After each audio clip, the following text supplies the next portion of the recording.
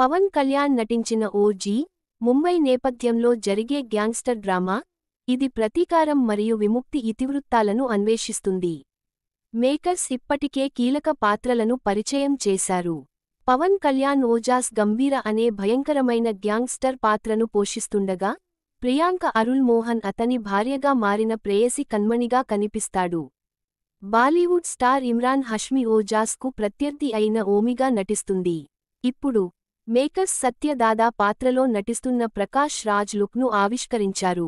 ఈ ప్రముఖ నటుడు పవన్ కళ్యాణ్ చిత్రాలలో బద్రి మరియు జల్సా వంటి అనేక చిరస్మరణీయ ప్రదర్శనలను అందించాడు. రాజకీయ విభేదాలు ఉన్నప్పటికీ, ఇద్దరూ తెరపై స్నేహాన్ని పంచుకుంటారు మరియు మరోసారి ఓజీ కోసం కలిసి వచ్చారు.